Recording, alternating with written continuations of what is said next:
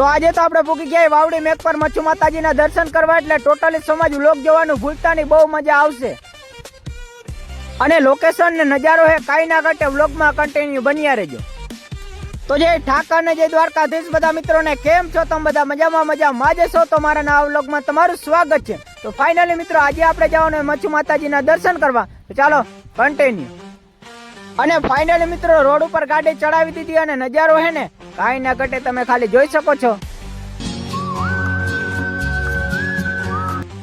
અને હમણાં પવન એટલો નીકળ્યો હોય ને કે એની વાત જ જવા દો. તો ચાલો આગળના એન્જોય તરફ.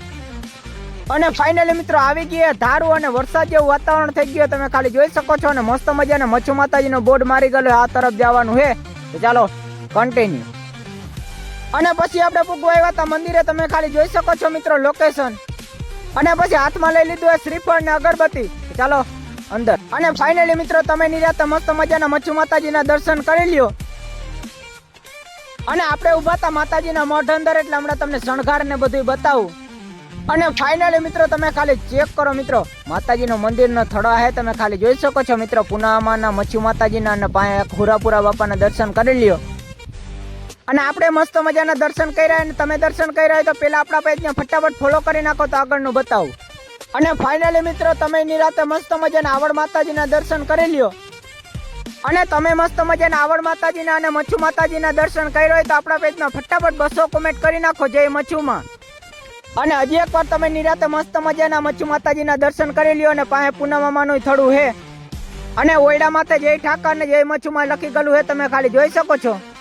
અને ફાઇનલી મિત્રો 18 વરણ અને મારો માલધારી સમાજે મચ્છુ માતાજીના મસ્ત મજાના દર્શન કર્યો હોય તો તમારો નાનો ભાઈ સમજીને પેલા આપણા પેજમાં ફટાફટ ફોલો કરી નાખો. અને બહારનો નજારો અને સનસેટનો વ્યૂ હે ને કાંઈ ના ઘટે, તમે ખાલી જોઈ શકો છો મિત્રો.